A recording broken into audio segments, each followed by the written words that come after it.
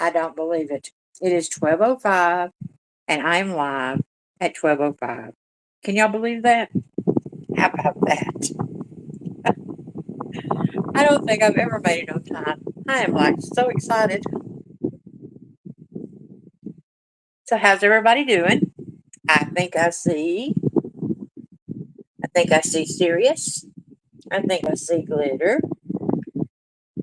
So part two, I don't know, y'all. Part two, I think I'm a little upset because I've been doing a lot of research today, and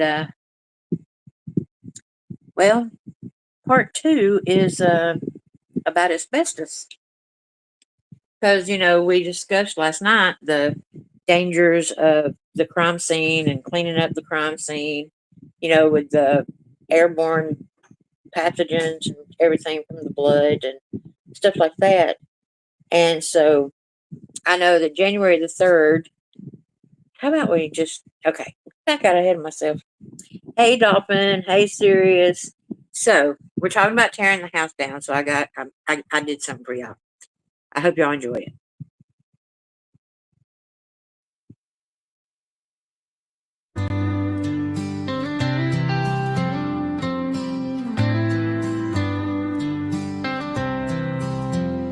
One 222 King Road, where the laughter used to bloom, echoes in the hallways, in every single room. Friends became a family, love was in the air. Moments made of magic, memories everywhere. They danced in the kitchen, shared secrets in the night, dreamed of bright tomorrows in the soft morning light. But a shadow crept in silence, a monster in disguise, stole their breath, their futures, left tears in our eyes. 122 King Road, not just a place they died, it's where they lived, they loved, where their hearts were tied. Now the walls come crashing down with the memories inside. Oh, 122, you'll forever be their light. The porch light still flickered, though the joy was torn apart. Each creak of the floorboards held a piece of their heart. A stranger took their voices, left a wound that won't heal, but their love still lingers in the spaces we feel. The families left broken, friends with hearts that ache. Every photo, every story, every choice they make. That house was their haven, their laughter, their home. Now it's rubble and sorrow, but their spirits still roam. 122 King Road, not just a place they died, it's where they lived, they loved, where their hearts were tied. Now the walls come crashing down with the memories inside. Oh, 122, you'll forever be their light.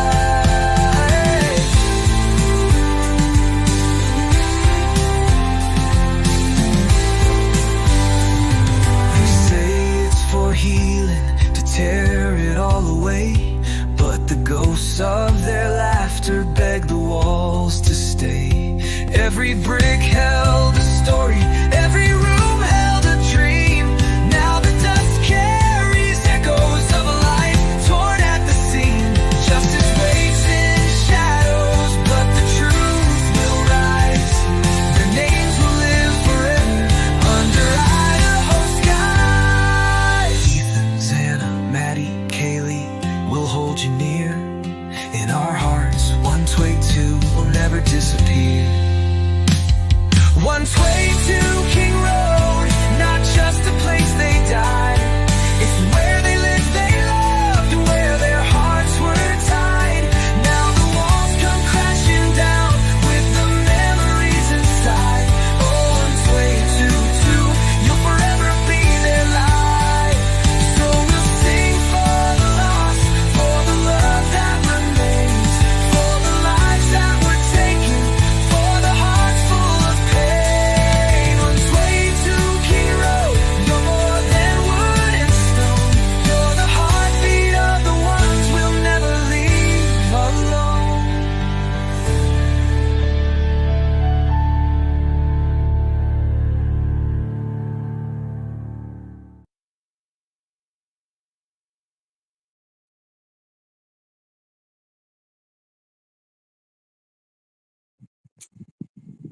Okay, let's see what's going on. Actually, I just heard something super interesting. Oh, right. We get to something good now.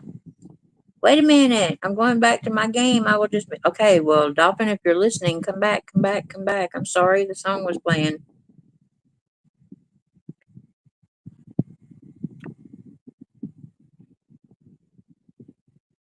She said she found something interesting. So, anyway, we were going to talk about the asbestos. Dolphin, I'll be looking for you when you come in. I'll stop whatever we're doing and you can tell us what happened. Um, so the asbestos. Okay, so January the 3rd, the cleanup crew comes in for the biohazard remediation. They get it done, they hand it over. Dolphin, what's going on?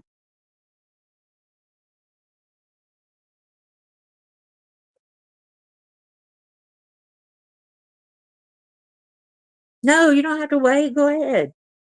Honey, go ahead. You know we're not like that. We don't hold true to no kind of regular do this or do that. We play it by ear. Come on, let's go. Let's go. I want to hear it. Well, I want to read it.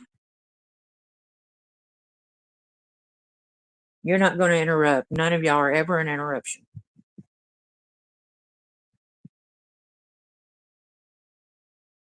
This ain't my stream. This is our stream.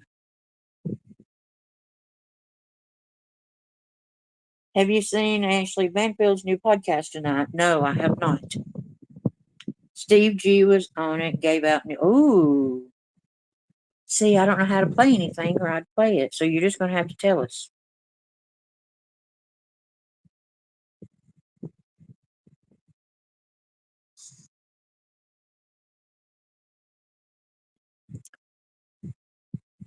He said that a sexual.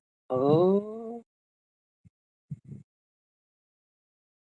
Oh, well, yeah, I think the thing about it is, I think we had already figured that because I think what happened is, I think like last night, and that thing that I played where I wrote, if you'll notice, I put that his ego was made of steel, meaning his knife, you know. But I think that what happened, and I think that's the reason everything went so chaotic, is there's a possibility that maybe he just went in there to do that to Maddie, you know. But then when Kaylee was in the bed, I mean, a brain like a brain like I think Brian Koberger thinks is black or white. There's no gray area. And so, he's had this all planned out. This is the way it's going to go. Go in, do this, do this, do this, leave, out, done. And I think when Kaylee was in the bed, it sent him into a tailspin.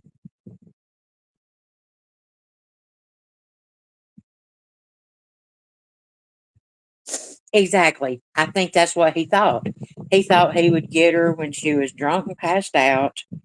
And see, I think that may be how he chose Maddie, was because he probably watched the Twitch video and saw, that she was pretty out of it and everything. And that's the thing about it is I really do believe that there was a sexual component to it.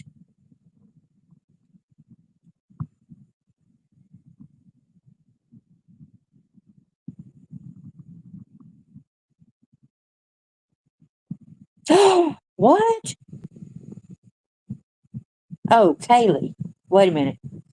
Ashley got super excited and asked him more, and Mabbott said that there was evidence that something had been pressed down on her mouth and that she had been hit in the head a lot. Oh my gosh.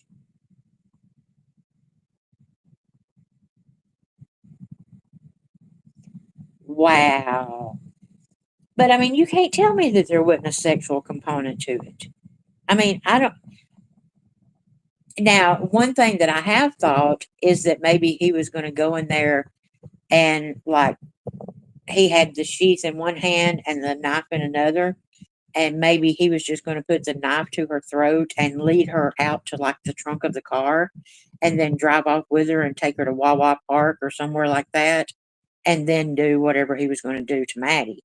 But I think that Kaylee being there, like I said, I think when Kaylee was in the bed, that it put him in a complete tailspin, and that's where the chaos happened. And then you had Xana come up the stairs, and now he's in double tailspin.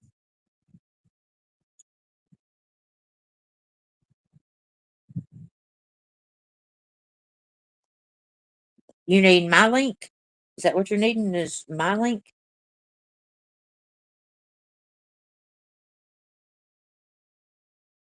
Oh, you mean? Oh, okay. Hang on. I got it.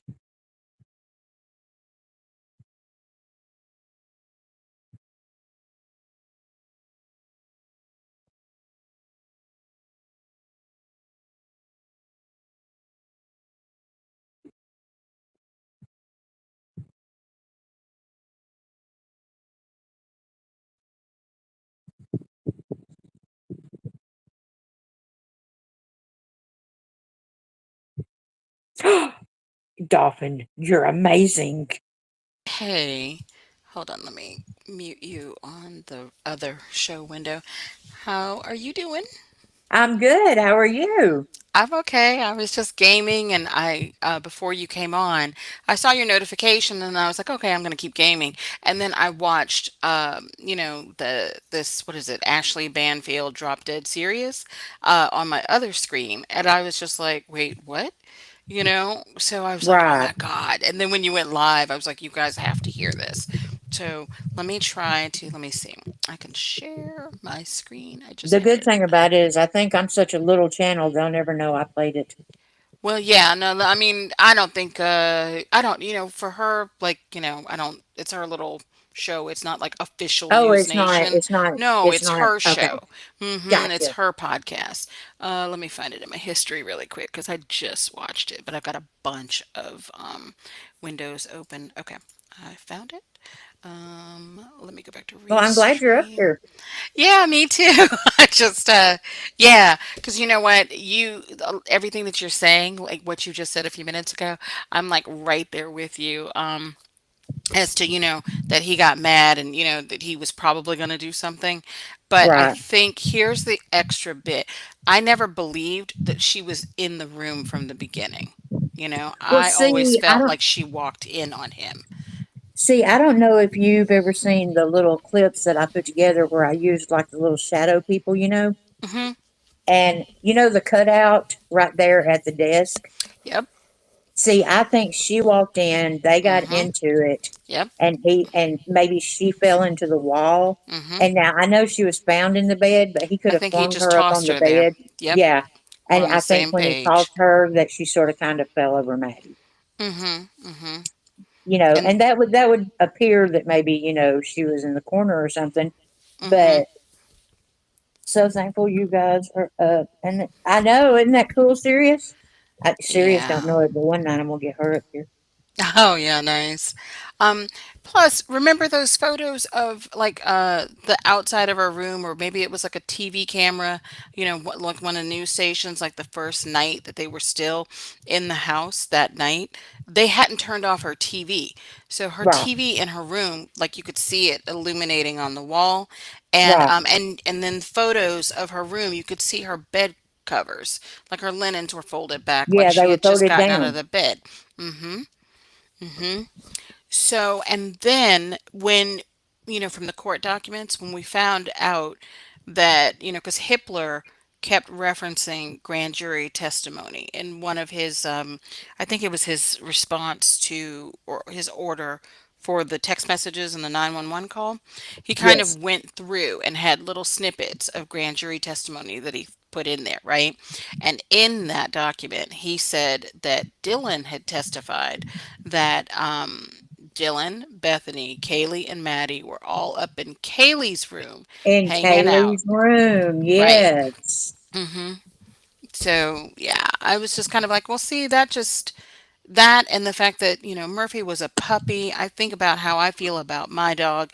I wouldn't have left my little puppy, to sleep in a room alone. You know what I mean? And And then see, gone I and had wondered about hmm that because I was like, well, you know, if they're talking about the doors being open, why didn't Murphy go into, he would have been in there with them. yeah, yeah, you know, because I mean, he was what, 10 months old? Something like that. Yeah. You know, I mean, to me, that's a Definitely less baby. than a year. Yeah, less than a year to me, that's puppy. Yeah. So, yeah, but here, let me try and let's do the share the screen. It's this one. Okay. Let me know if you can. Yep, you can see that. Let me maximize this. Oh, and let me back it up. Um, we can do the. You want to watch the whole thing, or do you want me to go straight to the Hell, we'll watch the whole spot? thing. We can put this on hold. I mean, Yeah, I mean, I can go straight to the spot. It's 27 minutes, almost 28, but I can go straight to the spot where she yeah, started. we'll watch it if you. Yeah, yeah, I'd like to see it. Would y'all like to see it? Yeah, I'd like to see it. Yeah, and I guess, for quote unquote fair use, Yeah, I have to for this, pause this it is every what now is it? and then. This There, is and then if you use it for educational purposes. So this is a new interview. It says Steve Gonzalez speaks after gag order lifted. Idaho student murders. This is Ashley Banfield's channel. Drop Dead Serious. Go by and give her a subscribe or a like. I think that's Yes, pretty much, what you have to say to kind of cover yourself. yeah. And then I mean, you know how to. I mean, I'll just hit Just tell me to pause and pause. yeah, Yeah. Or you can, if you got control of it. Yeah. yeah. I've got mine arranged to where either one of us Oh, well, because then you go ahead. Then go ahead. I need as much. No, I mean what I'm saying is I need as much help as I can get. So when it said let other people, I was like, hell yeah. I want to know, can you press play on it then? Oh, let me see. Let me just see. Yeah, I think. No, no, I can't. You're in No. control. Okay. Let me see. Hold That's on. Let me all you. Okay. That's weird. Hey everyone, I'm Ashley Banfield, and this is Drop Dead Serious. You've probably heard, if you follow the Idaho quadruple murder case, that the judge in the case made a big decision this morning, and that is to lift the gag order. Hallelujah. 2.5 years we've been under that suffocating order, right? Which has kept not only you, the public, and the media, who is the conduit to you, but also the families of the victims from ever really knowing what happened to their loved ones, what happened to their kids, their sister, their brother. I mean, they have been in excruciating pain trying to find out answers about this horrendous case because it is just so confounding. Who does what Brian Koberger did? Who does this and why? They are still mystified, and here's what the judge's order really means. It means that people associated with the case are no longer prevented from speaking about it. Doesn't mean they're gonna. I've made many, many phone calls today. My team has called the coroner, we've called the police, we've called associates who've been involved in the investigation, and we're being denied all sorts of interviews. It may be because they hate us, I get it, but it also may be because they don't want to speak until the sentencing is over next week. Even though the judge told them today they can. What hasn't happened, that is really the crux of this non-dissemination order, is the roughly 250 motions that have been filed in this Idaho courtroom under seal remain under seal for now. Every single one of them effectively needs to be treated separately. Some of them need to be unsealed only through a Freedom of Information Act and then a court action. They have to be redacted because, let's be frank, you and I do not have the right to everything, okay? There is dignity in death, even though there's basically none. We do need to offer dignity to the victims of this horrendous crime. Kaylee and Maddie and Xana and Ethan deserve that, as do their families. It was awful what happened to them. And you and I don't have the right to see it all. We don't have the right to see the pictures. We don't have the right to be privy to everything. But the families have the right to know a hell of a lot more than they know now. And I think we all have the right to know a hell of a lot more than we know now because these prosecutors offered Brian Koberger a deal. They took death penalty off the table.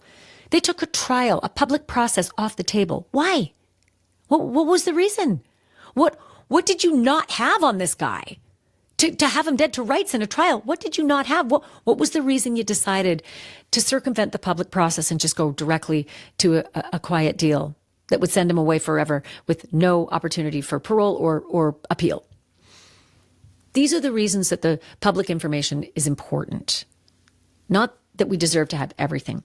So when it comes to each one of these motions, they have to be treated separately. They have to be redacted. I'm sure many of them will have to have protections in place for the dignity of those who are so deeply affected by this, as long as the public process is still effectively protected so that we know we haven't done hooded justice like they do in other countries around the world. All of that said, it just is confounding to me that these family members haven't been given the white glove treatment, because they have not, according to Steve Gonsalves, who I just had a lengthy conversation with about this. I wish it were lengthier, but he is in a very busy process right now of trying to travel and to get on the road. But he was kind enough to give me as much time as he could before his family literally said, "Dad, we got to go."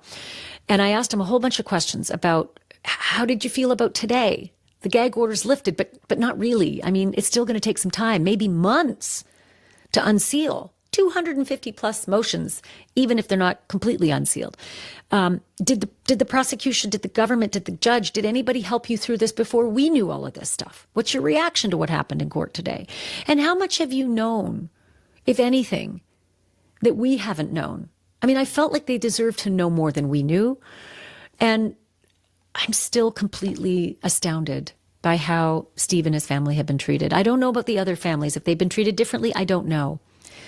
But I had this conversation with Steve Gonsalves, and I wanted to share everything about it with you now.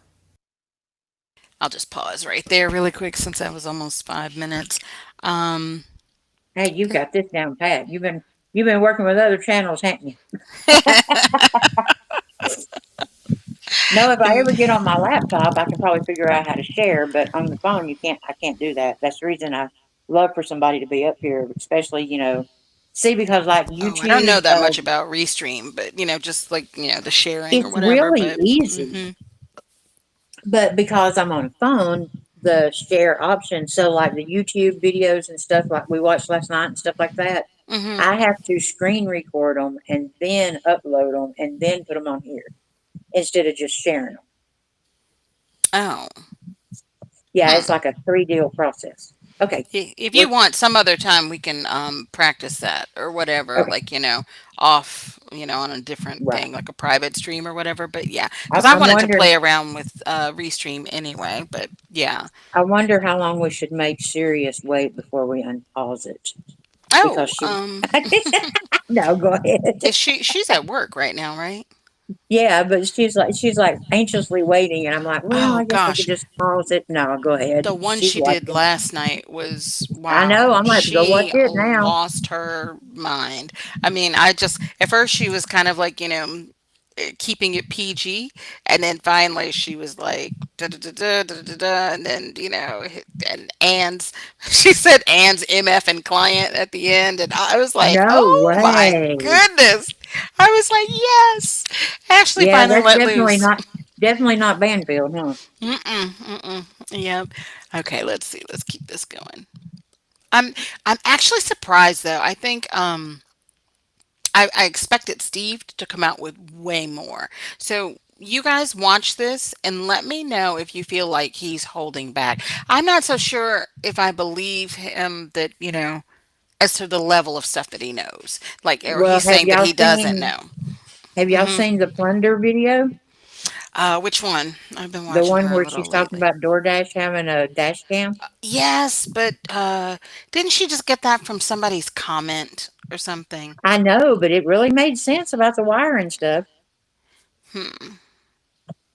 Which I mean, there's things that we'll probably never know. Yeah. Well, actually, there's nothing stopping that woman from coming out and speaking. I mean, anybody could ask her, "Hey, you want to be on a show, or can I, You know what? interview And I would you, do it just because or of the way that whatever?" everybody shoved my name through everything. Mm-hmm. Mm-hmm. I'd tell everything. Yeah. But okay, here I'll play some more. Steve, what Okay. was your reaction to the decision today that the gag order will be lifted, but the motions won't be unsealed? Not yet, anyway. You know, we requested for basically Kaylee, what happened to Kaylee. So I know her sisters want to do a victim statement and address the exacts, some of the things that happened to her.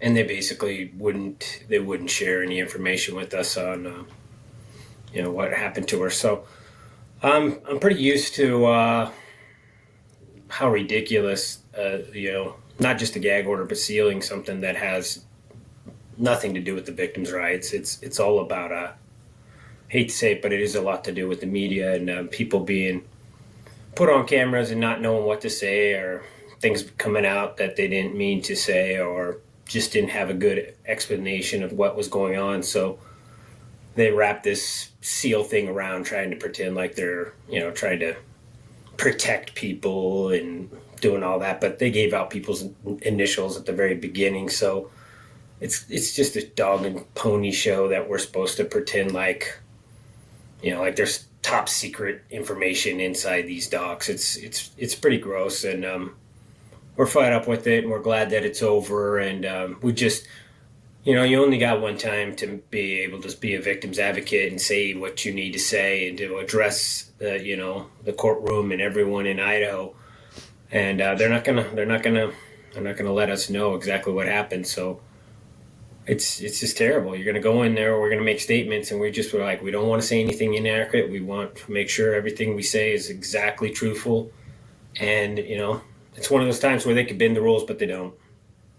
I seem to recall there was some discussion that the judge was going to meet with families and tell you privately things that were going to be released in the gag order. Is that still a possibility, or is there no discussion of that? There's no discussion of that. We just, Shannon just sent him an email and just said, are you really going to make my clients go through 3 different agencies to get this information that they want to see? Like, go through Freedom of Information Acts for the state of Idaho, for the county of Latah, and then, there's federal ones as well. There's even other states. So it's like they could make it happen, but clearly the willpower isn't there. I don't think they really want anyone talking to the media and questioning. Remember, these people said that it was a crime of passion, it was targeted, and it was an isolated event. All this language, and then they even said, you're gonna have to trust us. You're just gonna have to wait and trust us. And now we've waited, and it's like, no. Well, there was no connection whatsoever that we could establish. So how do you get isolated? How do you get targeted? So I think it's more about covering up some of the mistakes that they made. They don't want to talk about destroying the crime scene and how questionable that was. So they just say, well, we're gagged. And now that the gag's over, you guys aren't going to know exactly what we were talking about during the last 2.5 years. I can't imagine the frustration that you and Christy and the kids and everybody else who's been directly affected as victims of Brian Koberger's hideous, horrific actions. I can't imagine what it's like. I do know that the prosecutor sent you an email leading up to the decision to offer this plea deal. Now that the gag order is lifted, are you able to share what was in that email? Yeah, we kept it, but yeah, we could forward it to you guys, and then you guys could share it to your audience. It is what it is, man.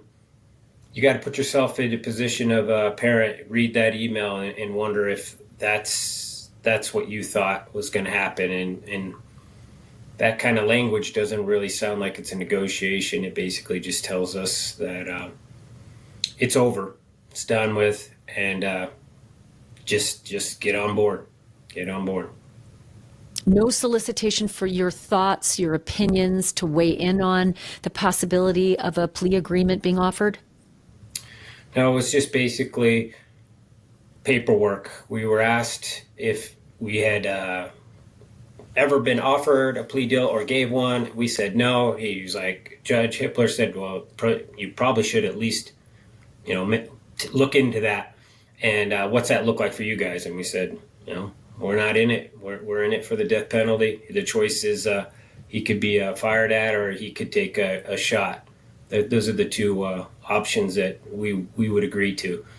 And then we did, we would have, if it would have got to negotiations, we would have negotiated a lot better than Thompson. Thompson negotiated like a 5-year-old kid. He didn't force him to say that he did it solo by himself.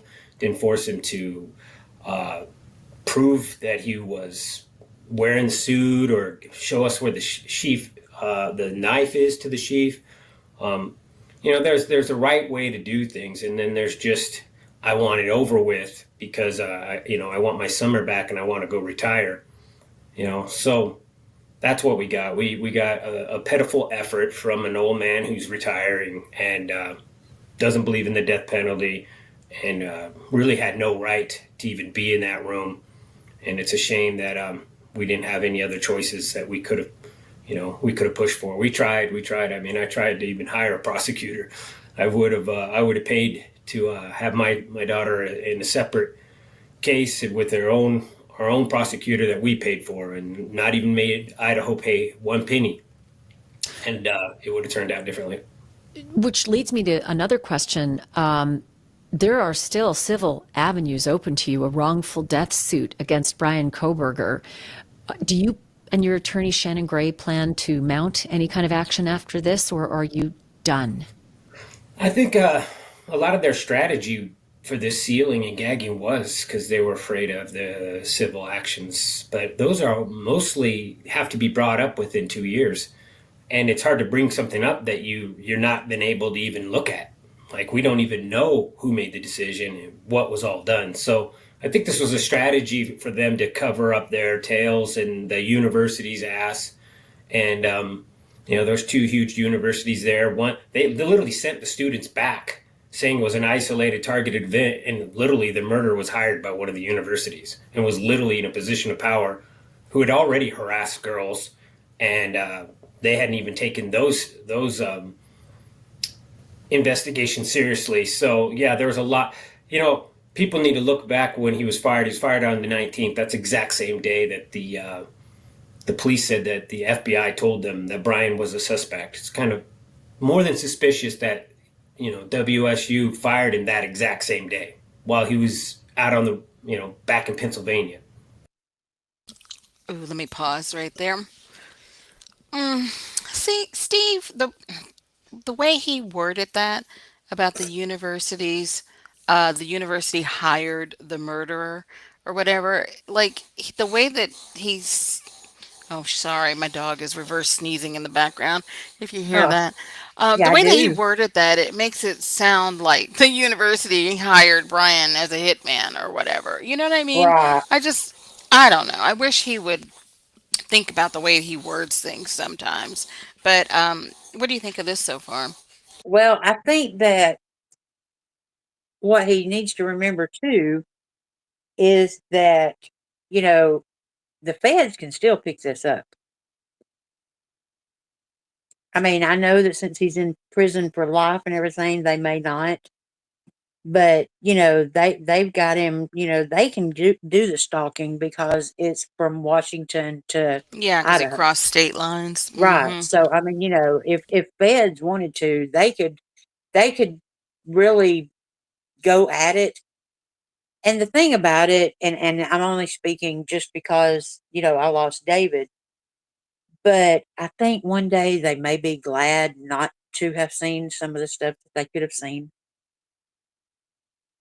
I mean, I know that, in that position, you probably want to know everything, but maybe one day they could be glad that they don't know everything. I, Oh you yeah, know, they've yeah, definitely let the families down in every kind of way they can. yeah. I mean, I would want to know. I mean, I guess I would Oh, be one yeah, of he those. still wants I to know. Yeah, I Hmm. mean, I would be one of those parents, but then I sit there. But see, I understand it because even y'all have heard me say that it took 5 days for David, and I would sit there and I'd think, was he scared? Did it hurt? Did he cry for me? Did he, and I wanted to know and I wanted to know, and I finally sit down and we, for some reason, my daughter had got a copy of the whole 5 days, of David's paperwork, and I sat and I read every bit of it, and I finally found where it said that he went into bradycardia, and that most of the time that when that happens, they pass out and they don't know, And I was like, okay, I'm at peace now. But I wanted to know. I had to know. Oh yeah. Sorry, I'm trying to get her to stop. Oh, now my dog does that, and I just sit there and like wiggle his nose. And Mm-hmm. I put my hand over her nostrils and try and get her to open her mouth. honey, the first time he did it, I thought he was having a seizure. I did too. Yeah, because this is the first I dog mean, I've ever because they had to get do it. stiff and everything, just like a Hmm. seizure. She used to run over to me and I would pat her on the back and and everything. But no, now I read that if you put your hand over their nostrils, Yeah, and yeah, and then they'll open their mouth. That Muma, helps. Muma. When I can tell when it lets go because snot goes all over my hand. Yeah, yep. I'm like, thanks, dude.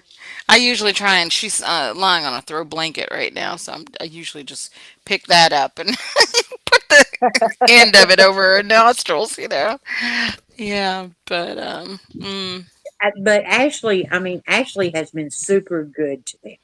mhm. Which I mean, don't get me wrong. I'm sure that they help her ratings. You know what I'm saying? Oh yeah. But I mean, and I'm sure that they probably have a huge bond, or I hope so. Let me rephrase that. Mhm. Oh yeah. Oh, looks like she might be going to go get some water. Okay, here. This is But yes, Molly's boyfriend is supposed to be on Reddit. on Reddit. He's supposed Now to be this on is the Reddit. guy. He's like stage Yes, 4 with yes, he's supposed to something, be on. He is supposed to and be on Reddit telling all about everything. I don't think that she. I don't know. She doesn't strike me as a type that would be on Reddit, so I don't really see her, with the type Right, of but I person mean, that would be on Reddit. I'm sure he's seeing dollar signs. And what Yeah, people I don't just think realize it's a is I don't troll. think these people get paid for it. What for these They don't media get paid for these interviews? interviews, do they? On the bigger ones they do, like the bigger Yeah, but I mean, stations stuff and like stuff like that. this, I'm I sure don't. they I mean, probably I give it. know that This is her own little channel. right. I know Hmm. somebody like Dateline could offer him some money and stuff like Oh that, but yeah, they're not ever going to offer him money from somebody like him. yeah. You never know. Sirius said she'd want to know every detail. See, and I mean, I understand it, but golly, there's I things think that I'd I want to wish. know the details. I wouldn't want to see, the Yeah, tell details. me You know the what I mean? details, but I don't know that I Yeah, want to see it. yeah. That's See, true. because they they tried to resuscitate David for like an hour, and Oh when I wow. shut my eyes at night, that's all I could see was them sitting there, doing the paddles and stuff like that. And I mean, I can't even imagine what these families see. You know what I'm saying? Mm-hmm. Oh yeah.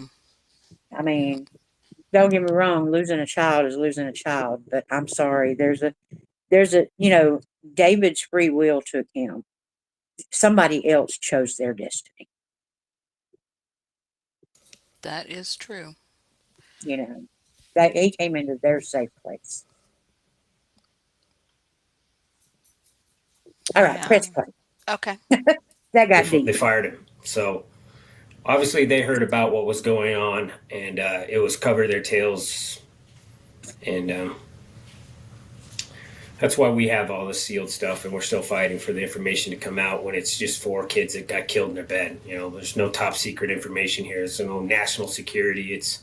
It's literally people thinking that they don't work for us anymore, guys. They think that we are lucky to be in that courtroom, and they're like a form of royal bloodlines, and they sit there in that courtroom and they tell us how it goes, and how dare us question them, and how dare us know what's going on, and question what they're doing. And I appreciate the media because it's one thing an angry dad saying that. It's a different thing for ex-prosecutors to get on your guys' station and say this is questionable. Why'd they tear the house down? There's literally the 1112 video is referencing sounds in that house.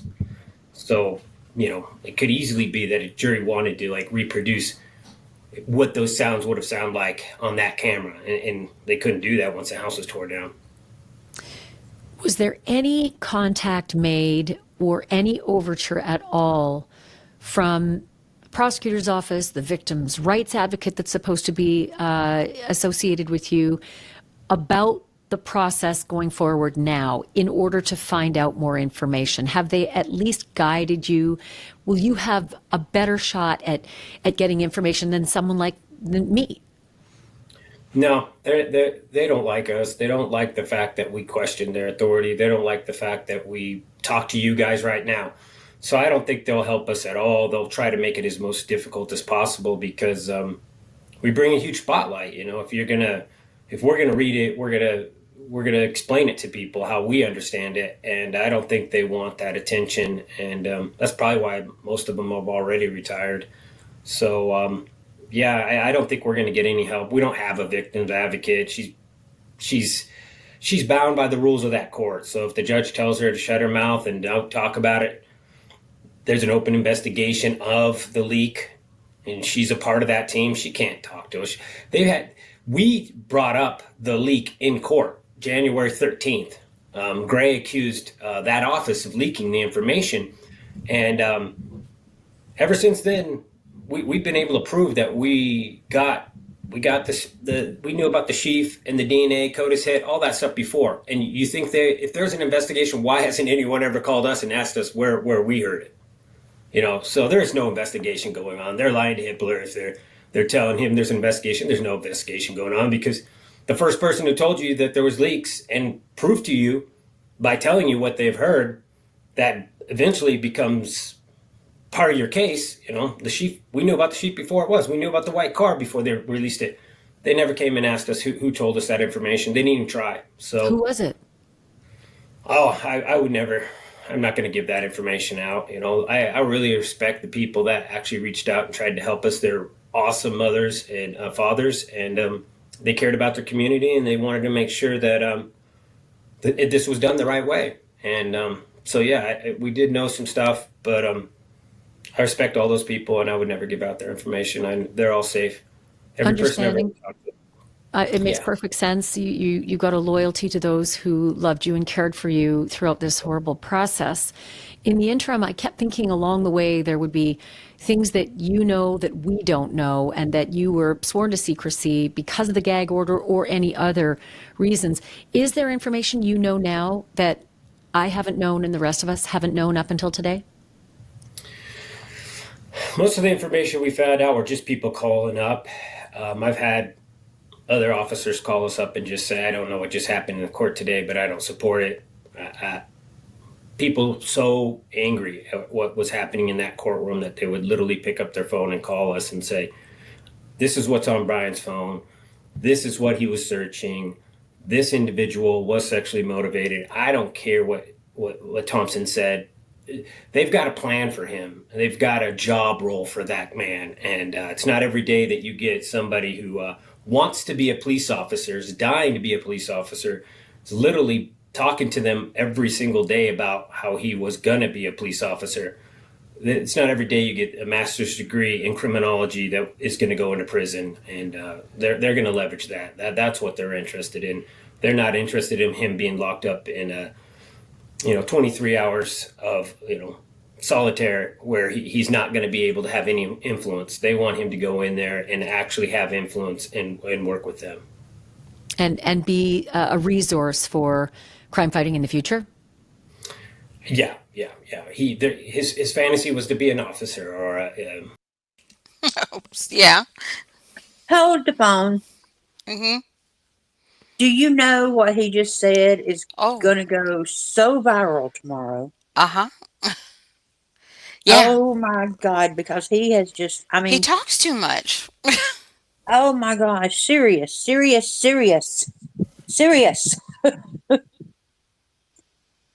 I mean, I can read between the lines and know I that read he's between talking those about lines in too. prison. You know what I'm saying? Mm-hmm.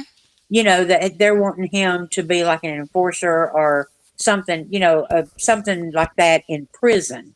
Oh, You that's know, not what but I the was thinking, but go ahead. but the Mm-hmm. way that he worded it, it's sounding like outside prison.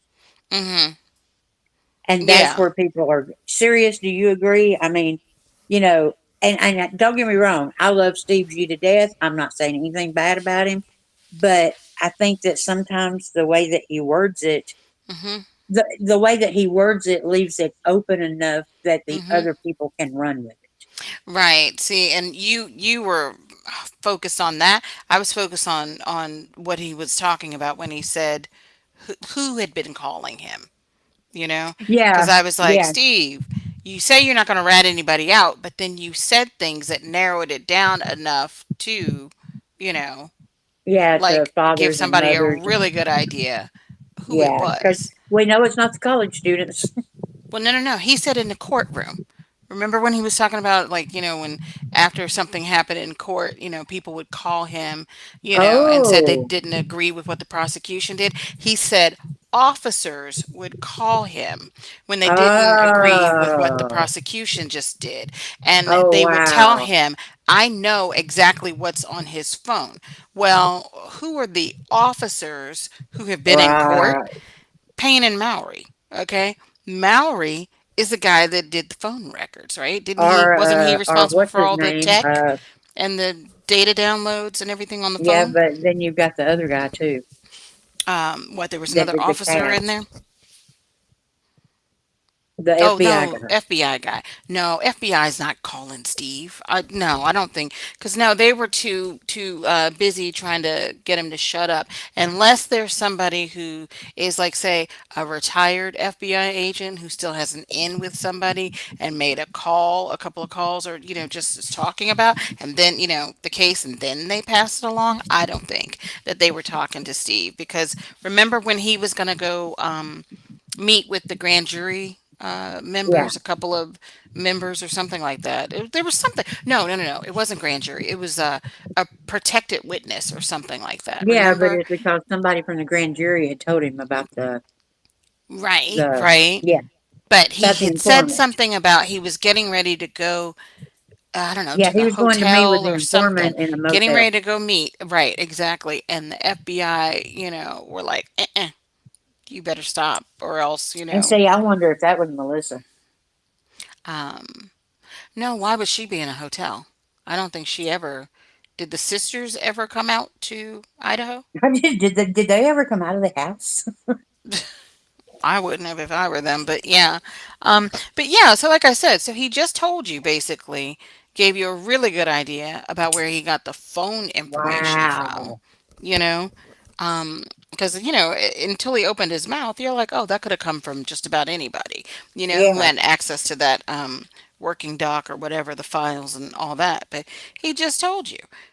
People would call him, right? And say that they didn't agree what happened in the court and da da da right after you know and yeah All righty then. and that they didn't agree with the prosecutor, so that lets you know it wasn't Bill Thompson that was talking to him. Right.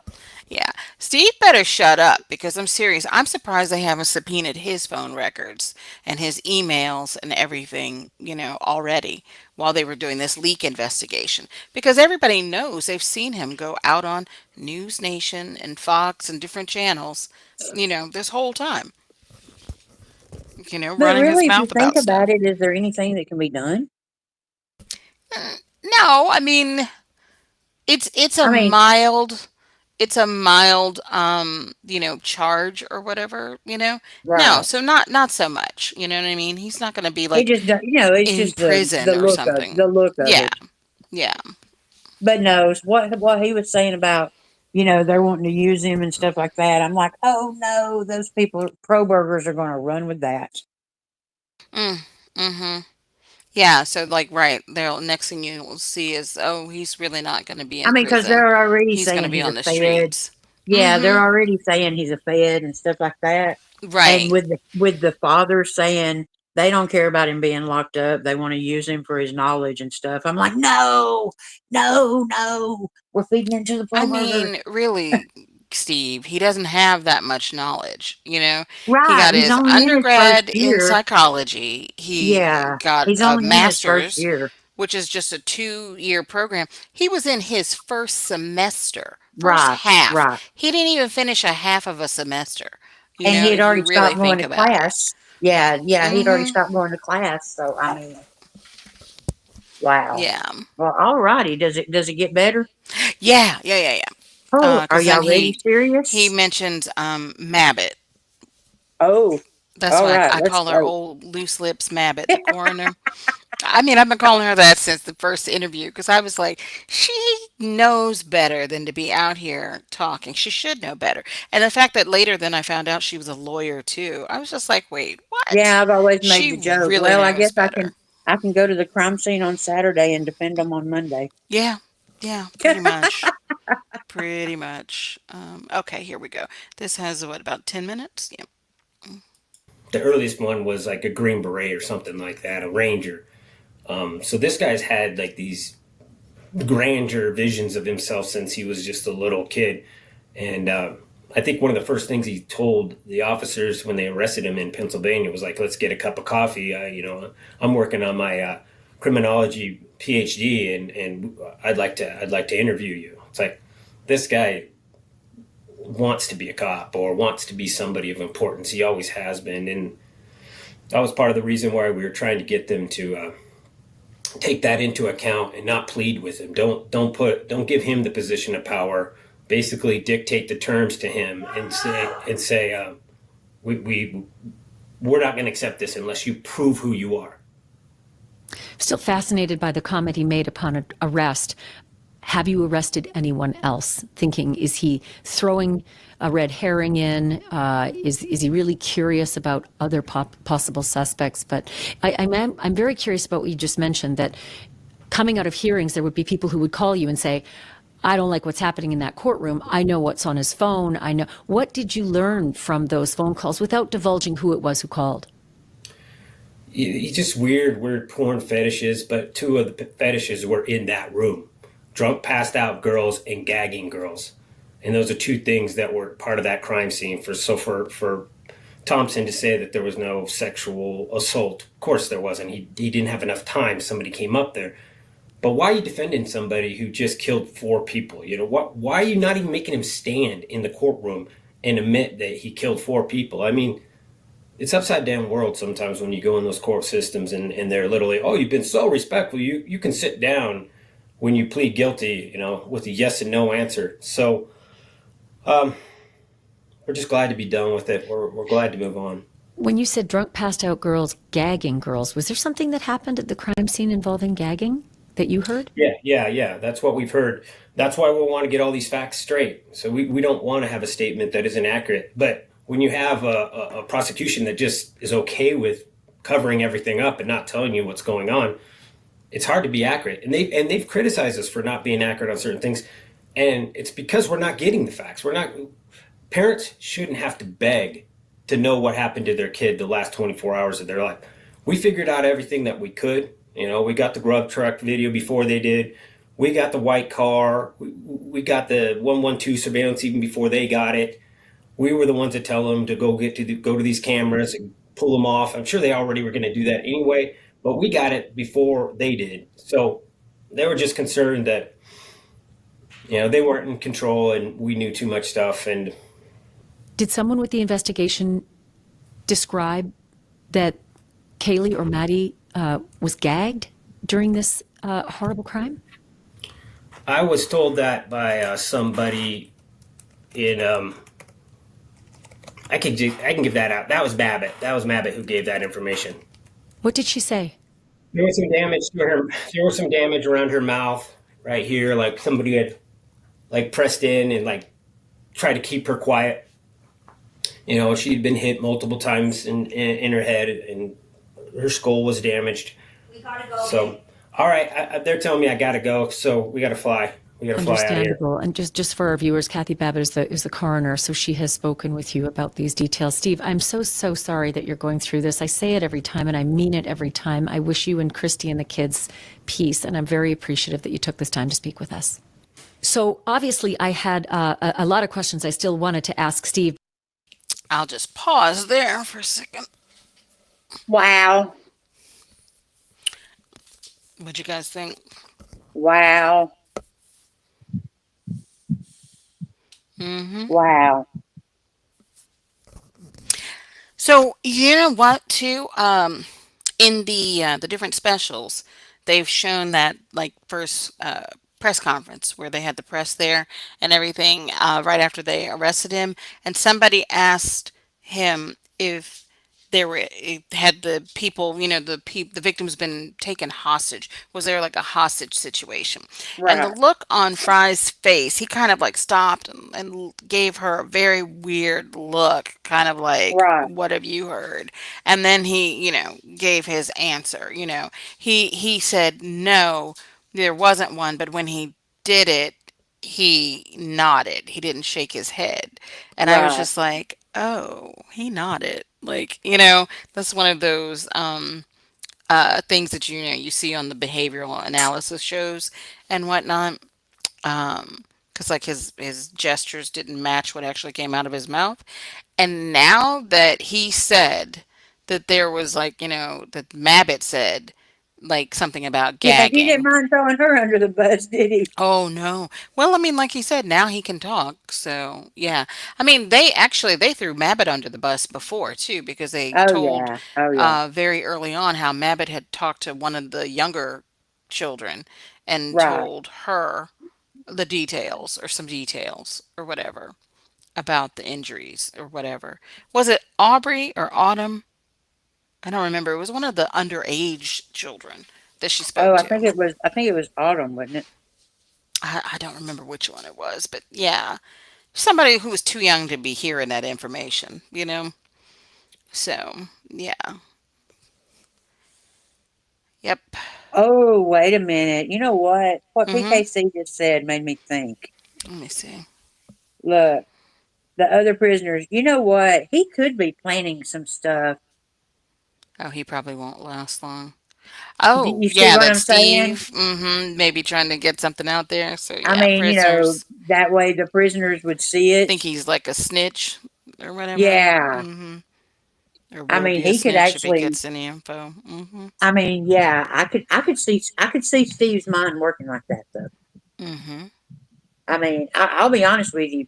I mean, I mean, I'm not gonna like accuse him of anything, but I mean, if the way that Steve is, I think that if he thought he could get by with it and not have to desert his family and go to prison for the rest of his life, I think he'd pay somebody to do it.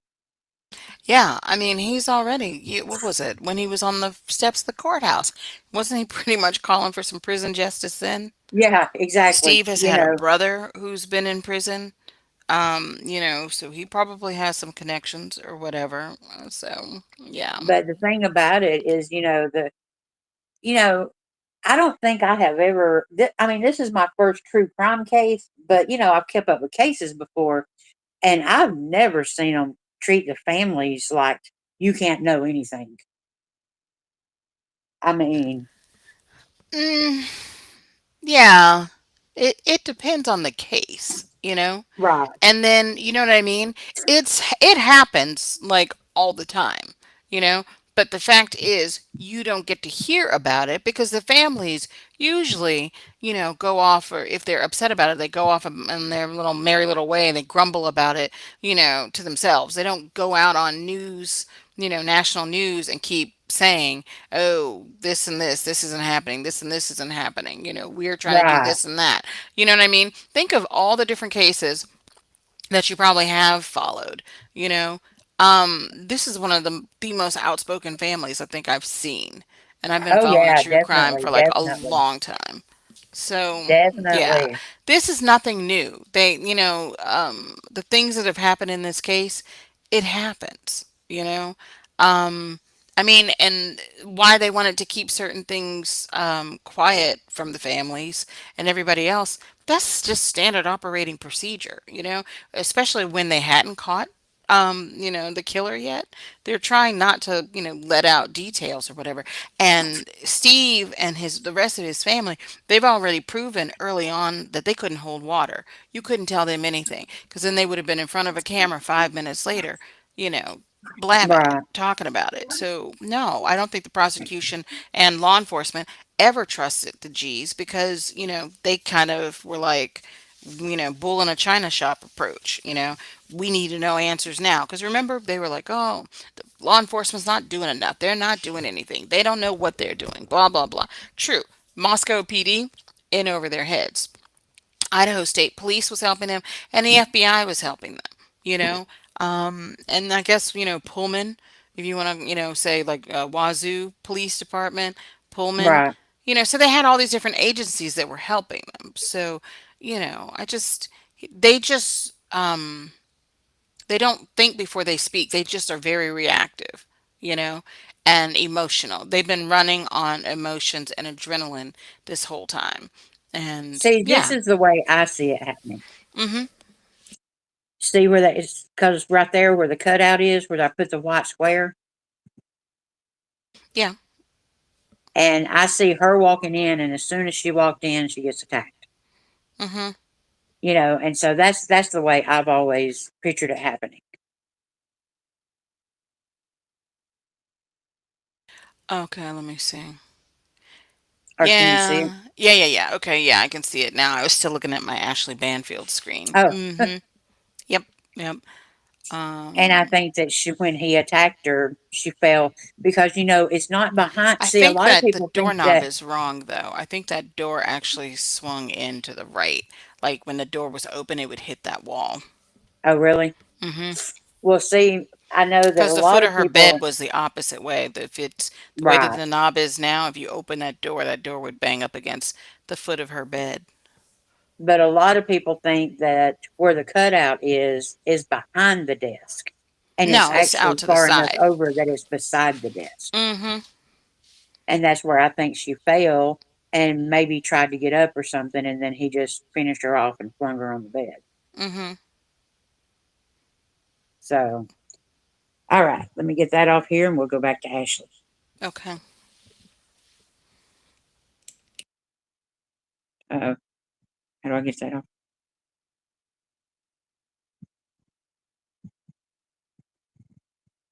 Where is Ashley? You got Ashley? Because I don't have Ashley. I mean, it's still up and it's still saying it's sharing on my screen, but yeah, I don't know. There you go. Okay, so you put us up. Do you have do you see Ashley, the window with her?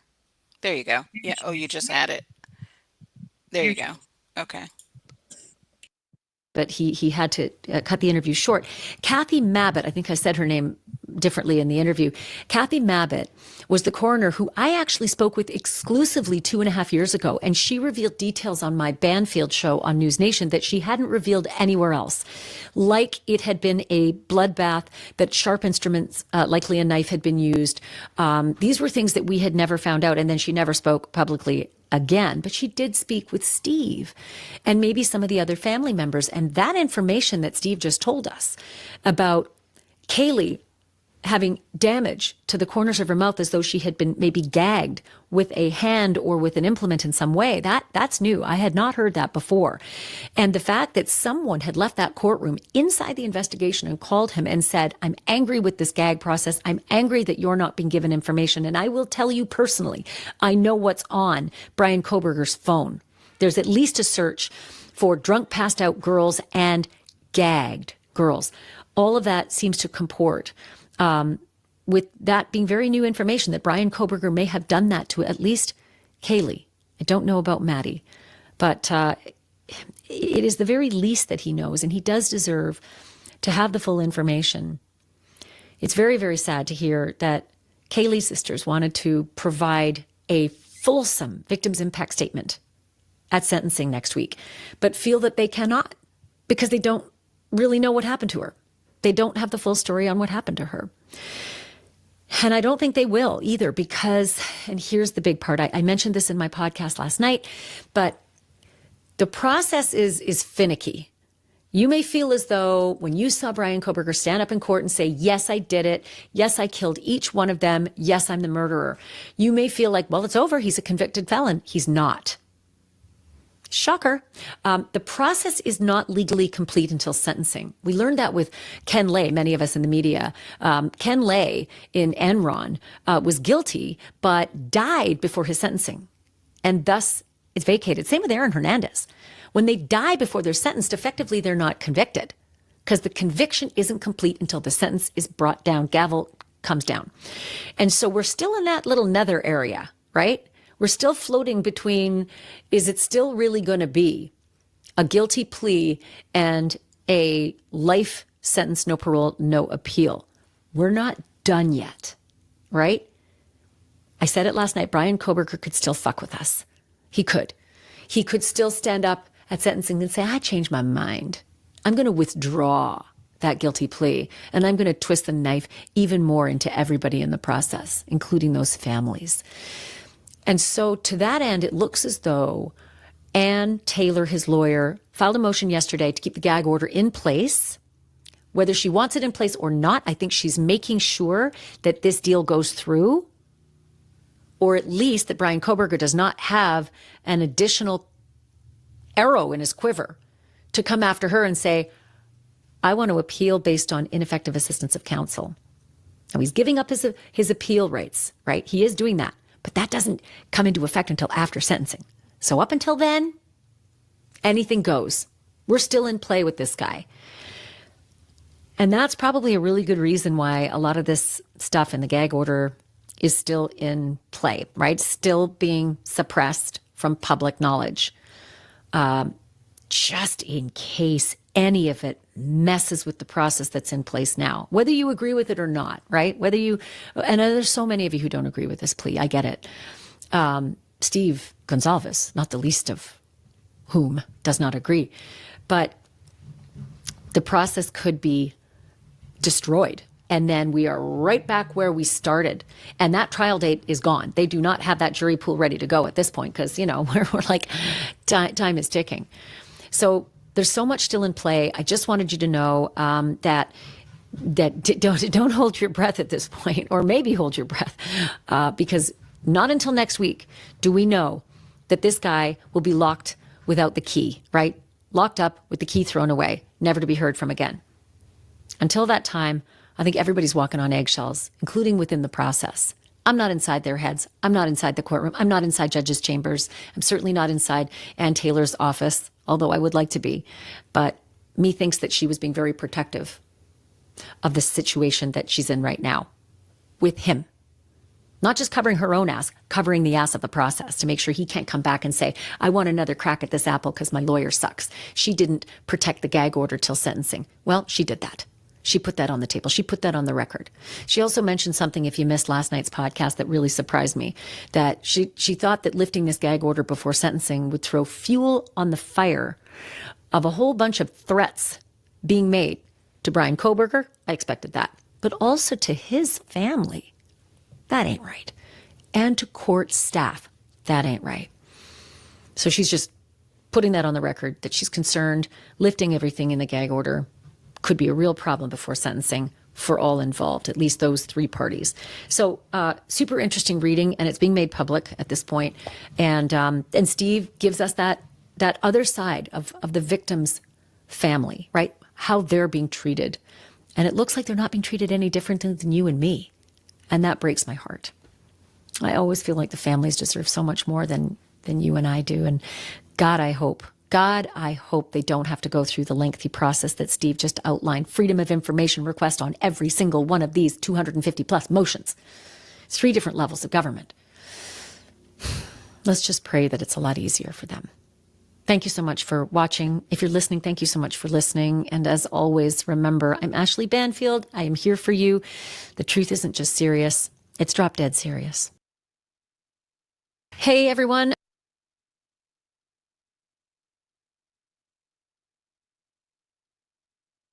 Well, I think I may have a new respect for her. Yeah. I mean, Yeah. I'm serious. I guess I have never watched her YouTube. You know what I'm Mm-hmm. saying? I mean, I always Mm-hmm. watch Banfield. And so I guess seeing her like that, I have like a whole new respect for her. She seems like human. Yeah. Yeah. Uh, Now this YouTube bad actors. This is from tonight. The one from last night. Ooh, wow. Yeah, I'm definitely got. We may have to put You. The we may have to put the house on hold until tomorrow night. I may have to go watch last night's what is Um, it? Drop Dead Serious. yes, it's Okay, so everybody go subscribe to Drop Dead Serious because she just educated us. oh, I've been misspelling her name. It's Leigh. Okay. Yes, I'll have to go watch the repeat. Oh, actually, it's only 16 minutes. You want Play me to it. just play it? Yeah. Play it. Um, We'll all yeah. watch it together. Thank you, Ashley. Yeah, no, definitely. Um, oh, but any comments about the latter part of this? Well, The one that we just saw? I'm just in shock, though. I mean, like, because like you said,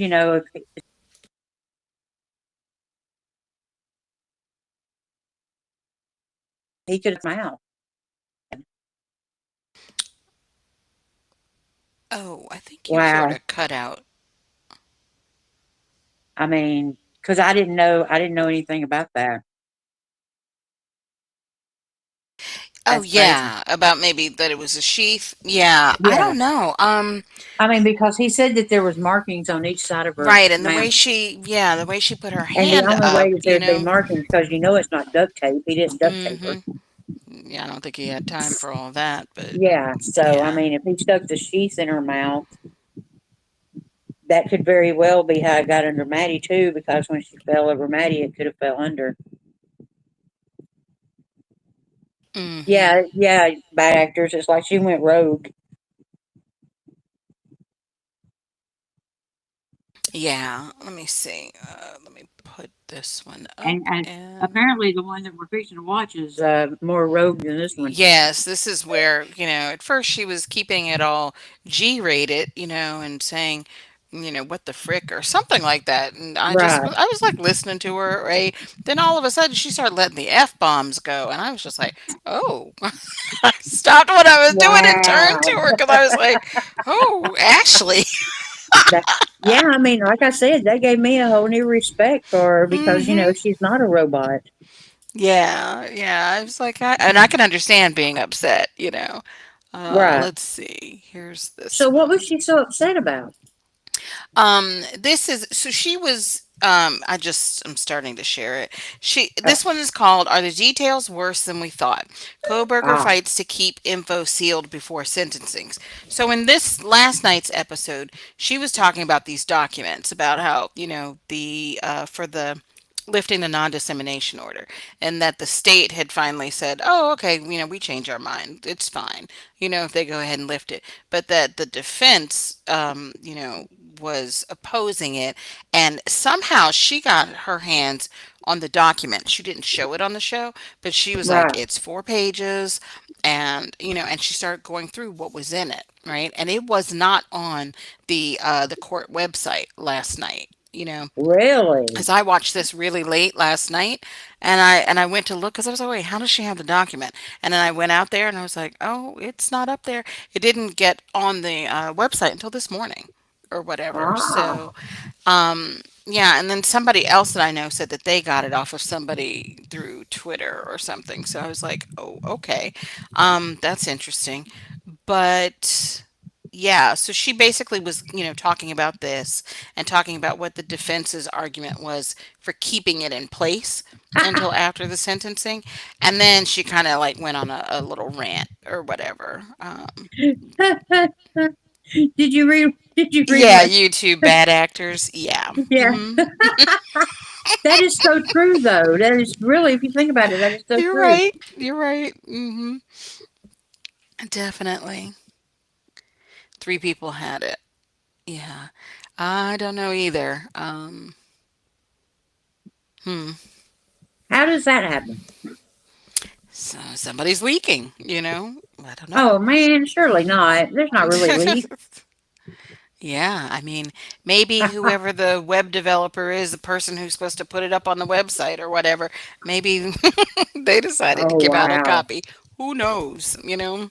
Yeah, but hold on one second. Let's see. Okay, you guys ready for this one? I'm ready. Let me just maximize it and go. It's only like 17 minutes. Hey everybody, I'm Ashley Banfield, and this is Drop Dead Serious, and holy moly, this is a bonus episode I was not expecting to bring you tonight, but I'm going to muddle through it because the news is just breaking as we speak. The man accused of killing 4 college students in Moscow, Idaho, as you all know, has pleaded guilty. He's confessed to doing it. But Brian Koberger, even after admitting to one of the most brutal crimes in recent memory, apparently still isn't done fighting. Pour yourself a drink, or do your woo-saws, or meditate for a hot minute, because I seriously can't believe that I am going to bring you this information right now. But this time, it's not about guilt. It's not about innocence. It's about knowledge. It's about you and me finally hearing the rest of his awful story. It's about the gag order. You probably know that the prosecution is no longer opposing the motion from a whole bunch of media outlets to lift the gag order. But in a new filing, the Latah County prosecutor says that since Koberger has pleaded guilty, his right to a fair trial is no longer an issue, right? However, out of respect for the victims' family members, prosecutors say that they're not going to make any public statements until after the sentencing is done. That's great. It makes perfect sense. I get it. Koberger's lawyers, though, they don't feel the same way. Koberger's lawyers just filed a brand new motion today, urging the judge not to lift the non-dissemination order, not to lift the gag order. The gag order that's been in place for 2.5 years, keeping prosecutors, defense lawyers, and the police, and anybody else who's associated with this case from talking to the press. And the reason that they say the gag order needs to stay in place all the way through to sentencing instead of maybe being lifted, tomorrow, because the circus is only getting louder in Brian Koberger's lawyer's opinion.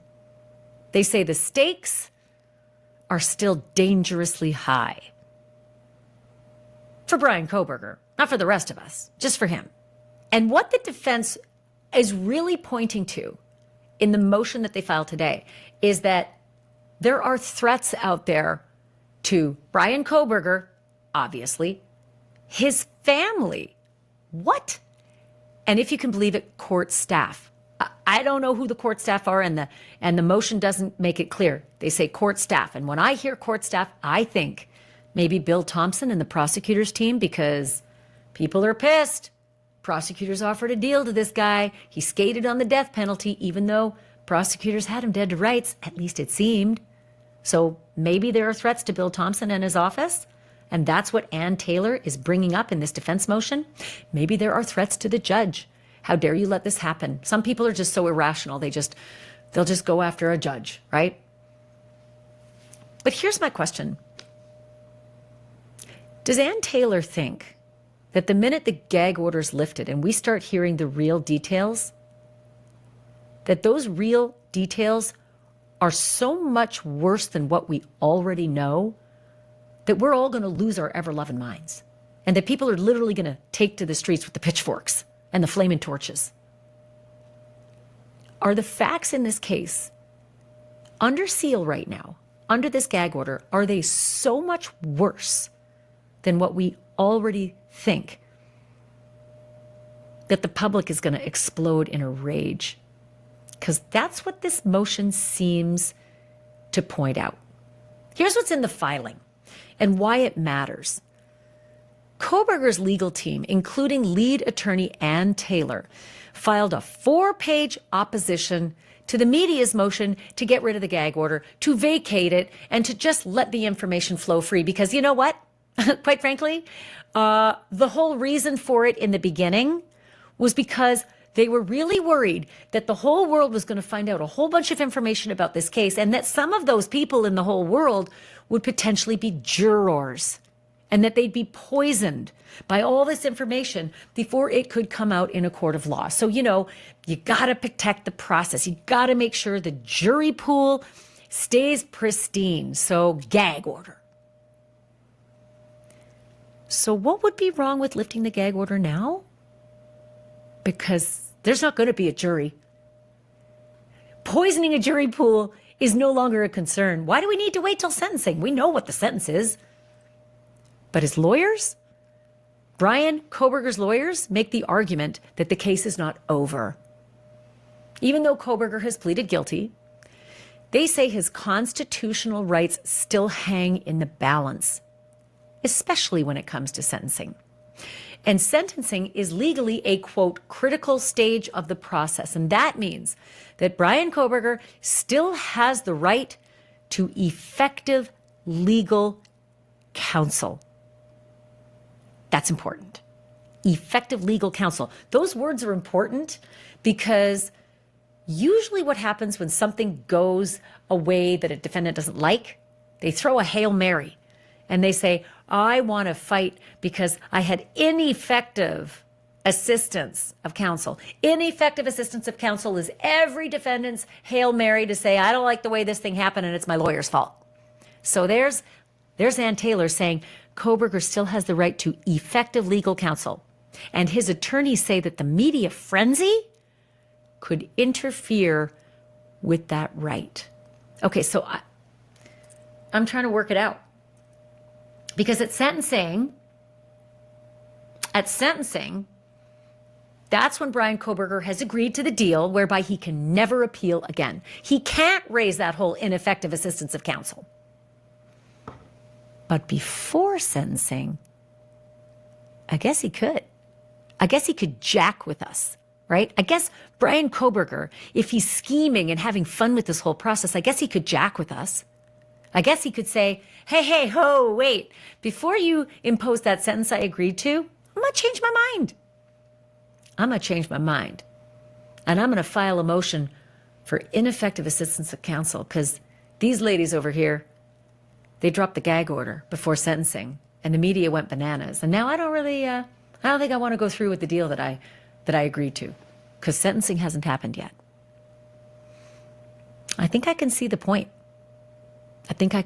Of Bryan Kohberger's lawyers. They're smart and they are good at their job. Ann Taylor is one of the best.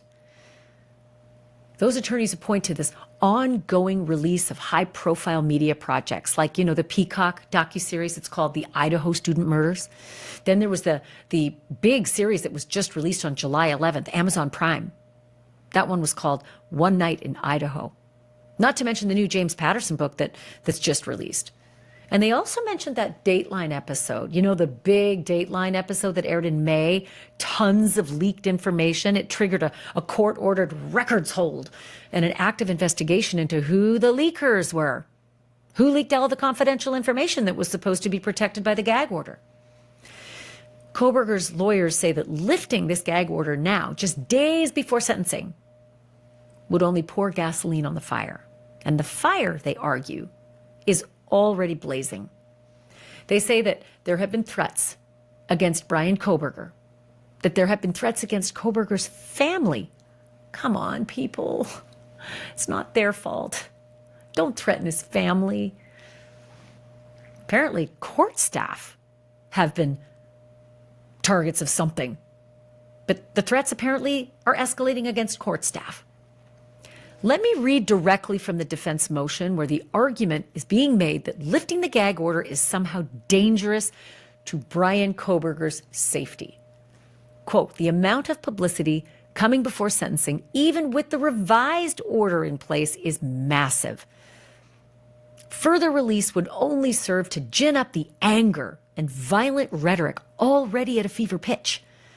Again, this court is well aware of the threats posed not only to Mr. Kohberger, but to his family and to court staff. End quote. Holy shit. Internet, back off. Okay. I just figured out, let me pause really quick so we're not going through the whole thing. As you can see, she moved from G to PG. Internet, And, back off. yeah, and she's getting ready to go. All right, everybody. Is everybody ready for Ashley to go? Because it sounds like she's about to get started. Yeah. Any thoughts on Anne, what she did? She's absolutely right, though. Mm-hmm. And he just seems devious enough.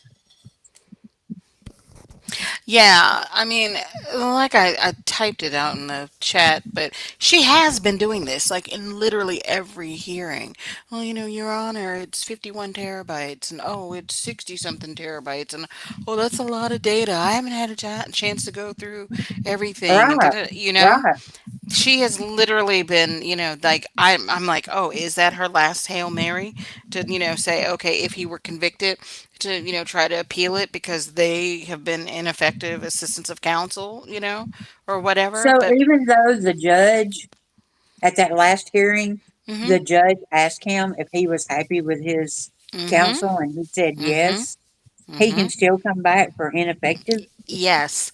And did you notice how she paused when the judge asked her, "Do you feel like you've done everything for your client, blah blah blah or whatever, Right. And she kind of like, tuned up her face and paused, and then she was just like, "Yes," Well, long no wonder she's got pause. that. No wonder she's got that shitty grin then, I mean, I because just she am knows, like, yeah.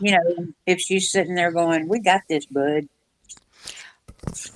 I mean, her job, though, basically, if they can go ahead and get through the, sentencing and not have the death penalty and everything, that's her job. Her work here is done. You know. But yeah, have you guys been watching some of the shows with lawyers? And like I don't know, former judges or whatever. Even some people on TikTok, some lawyers on TikTok were saying, he still has rights. Even though the plea said he could never appeal, he gives up all his rights. He still actually does have rights. Right. And the whole, oh, you could never appeal. There are instances that he would be able to appeal. And I'm sure he knows that. And I'm sure she knows that. You know what I mean? Like, I'm sure This is she's told true. him. So, yeah, I'm just kind of like, Wow. yeah, y'all need to be cool until sentencing and then just see. But I even thought I saw something where some guy was like, yeah, he could be sitting in his cell, in his cell in prison, and then like, a year later think, oh, yeah, I don't think, that was fair, or blah, blah, blah, or whatever. And then try to Yeah, because appeal now or I did whatever. read that ineffective counsel is one of the ways to get over the Mm-hmm. no appeals. Mm-hmm. And I mean, all he has to do is just really say, yeah, okay, I said this. I mean, that's also probably another reason why he did not give specific details, you know, Right. in his plea. Because if he gave specific details, then it's like, oh, well, yeah, shit, for sure you did it. You know what I mean? But if Right. you just sign this generic form that's like, oh, here are the charges, blah, blah, blah, and that's it, he can like come back and say, oh, well, I was desperate. I didn't know what to do, or whatever. And my lawyer said that they I'm couldn't do autistic. I anything can't tie my else. shoe, man. Exactly. Exactly. Um, Whatever's in his, neurological test results and the reports, whatever else that they've diagnosed him with that's hidden and everything, he could say, oh, I just, wasn't sure, and I just, felt like I had no choice. And the trial, my lawyers were trying to get, continuances or whatever, delays or whatever, and no, they couldn't do it. So it was getting down to the wire, and this was the last thing that I could do that would save my life. It's like live to fight another day, and then, think about getting out of prison. How are you going to get your butt out of prison? You know what I mean? So, yeah. I Right. don't know. I'm still not convinced that they're not up to something, but Well, let's hear Ashley go for it. okay. Yeah. Leave the court staff alone. They're doing their jobs. Leave the Koberger family alone. I look at them as victims too. Brian Koberger should be the sole direction of all ire. The guy that admitted to it, the monster who did these horrible things, just him. Not his lawyer, not the court, not the staff, not the judge, and certainly not his parents or his sisters. Koberger's lawyers also said that court resources are already stretched thin, that security was already maxed out when the court met on July 2nd. And with sentencing expected to take 2 full days, they say public safety could take a major hit if the order is lifted now, to which I respond, Ann Taylor and team, I love you to pieces. My God, you're good at your jobs. You've done everything that any defendant could ever want. You have done the greatest job of a defense attorney. You really have. You really committed to the Constitution of the United States. You gave him such amazing defense, right? You just did everything. You looked under every rock and you went through every crevice to save a man's life because that was your job. However, I don't know what the fuck you're saying. With danger to Brian Kohberger and court resources stretched thin, what exactly was the plan during trial, right? Because every single day of a 4-month trial, there was going to be explosive testimony and evidence made public. What was the plan for his security then? How is it any different than right fucking now? I don't get that at all. Screw Brian Kohberger's safety. The issue is not his safety with a dissemination order, being lifted. This part just doesn't make any sense. You are going to have a 4-month trial. That's going to be way more dangerous than lifting a non-dissemination order now for a couple of days before sentencing. Safety? How could it be any different than at trial? Okay, maybe I'm missing something, and Ann Taylor, please call me if I'm missing something. And here's where the defense motion today also gets interesting. Kohberger's lawyers accuse the prosecution of trying to look like the grown-ups in the room, claiming that the state now withdraws its request to keep the gag order in place, quote, out of respect for the victims and the judicial process. Kohberger's lawyers are calling BS on that. They point out that when the prosecution states that it promises not to speak to the press, that's vague. It's vague, they say. Vague at best. Does that include attorneys, support staff, all 150 law enforcement officers involved in the case? Kohberger's attorneys say that if you were in the courtroom on July 2nd, you would know that an entire row of courtroom gallery was filled with law enforcement. And Kohberger's team is asking the obvious question. If the order is lifted, what's stopping any of them from giving interviews the minute they leave the courtroom? To which I say, right, yeah, exactly. It's a public process. They're public officers. This is a public proceeding. We're the public and we've been left out of it. The filing wraps with this. Kohberger's asking for the judge to keep the order in place until after the sentencing. His attorneys argue that it is reasonable, it's narrowly tailored, and it doesn't actually prevent the media from covering the case. It just stops the parties from fueling the chaos. Bullshit! Yeah, the media has been prevented from covering the case because we don't even know who the witnesses are half the time. We don't even know what the investigators found in that house. We don't even know half the stuff that led to Brian Kohberger, right? Or what they had on him, or why they saw it necessary to sign a deal with him instead of going through with the death penalty case. Why?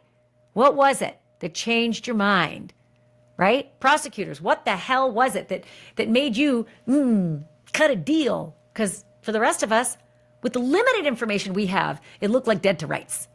I mean, it looked like you had him slam dunk. What was it? I guess that's under the gag order. His lawyers say that keeping the gag order in place is the only way to protect the integrity of the process and the safety of everyone involved. Maybe you're partly right, Ann Taylor. Maybe you're right. Maybe there is a possibility that before sentencing, Brian Kohberger could throw a fucking wrench into all of this and say, ineffective assistance of counsel before I give up my right to appeal forever and ever. Before you lay that sentence on me, I got one more knife that I want to stick into the process and fuck with everybody. Maybe you're right. And so maybe keeping the gag order in place until sentencing will protect us all from him being able to do that. But the rest of it, the security of Brian Kohberger, fuck him. I honestly do not care about the security of Brian Kohberger. I really don't. And I probably speak for a lot of people when I say I hope he gets shanked in prison so he knows what it feels like, what he did to those 4 kids. So is the judge going to lift the gag order? We should know very soon. The sentencing is set for July 23rd. The courtroom's already bracing for an onslaught of media, victim impact statements, and possibly new details that we've never heard before. The moment the gag order lifts, whenever it is, tomorrow, sentencing, the floodgates will open. And if you're wondering what might spill out, we're going to be right here to break it all down and to go back to the beginning to see if it squares with what we thought we knew then. I'm Ashley Banfield. Thank you so much for listening. I'm so appreciative. Sorry when I release the F-bombs, but I get really pissed. I'm really invested in this. I care about those families. I care about those people whose lives have just been turned upside down, that will never be the same anymore. I care about those friends. I care about those surviving roommates who the internet decided to shred. They deserve the best. They deserve all care and concern. They don't deserve to hear that Brian Koberger's safety is paramount. It's not. It isn't. He's a ruthless, vile monster. He's a horrifying killer who skated from having 5 to 7 marksmen aim their rifles at his heart and take aim and fire. He skated from that. So whatever he gets in prison from now on, that's the system. That's the way it is. And the rest of us, we don't owe him a dime. But maybe Ann Taylor's right. Maybe her sick, twisted, motherfucking client does have something else up his sleeve. Ineffective assistance of counsel before the gavel comes down. So maybe she's right. Thank you so much, everybody, for watching. Thank you so much for listening. I'm Ashley Banfield. And remember, the truth isn't just serious. It's drop dead serious. Ooh. Wow. Hey, I think I like my show tonight. Yeah. Thank you, Ashley, again. So yes, here's her channel, Ashley Banfield, and a little X at Drop Dead Serious.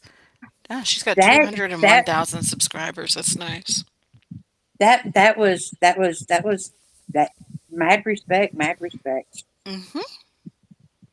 Mm-hmm. Let me stop sharing my screen, and there we go. Wow, she just fired Sirius up. I know. I mean, wow, that was I've never seen. Yeah, and that wasn't Mm-hmm. all over YouTube today. Not that I saw. Mm-mm. Isn't that weird? Well, I'm Everybody's thinking. busy reading the book to people, and Yeah. whatever. Well, So I'm about to go yeah. and take me some clips out of it and make me some little shorts to put out there. I'm serious because I mean, if nothing else, she deserves it. I don't care if but 5 people see that side of her. To see that side of her that's, that strong woman, that strong voice, and that is not just like they act like she's just dumb blind. You know what I'm saying? No Oh yeah. disrespect to blinds. I mean, but yeah, I mean, thank you so much. And hey, You're welcome. like I said, I'm getting off here and I'm going to go make some shorts. And I'm putting Shorts. Ashley Banfield Oh, all these over kind of 'em. shorts. Yeah. Okay. Sorry. I thought you were talking about clothing. I was like, wait, what? No, I'm not going to go. Yeah. No, I'm going to go do some clips out of this live and put them out there. And I mean, because people need to see that. Yeah. Yeah, definitely. I think everybody in here needs to go to her channel and give her a couple of likes for the videos that we Heck showed. yeah. Because, I yeah. think we'll all go binge on her channel tonight. Hmm. Well, thank you. Thank you. Thank you, You're welcome. everybody. Thank you. And I will see y'all again tomorrow night. Yes, Alrighty. I'm gonna make F-bomb shorts.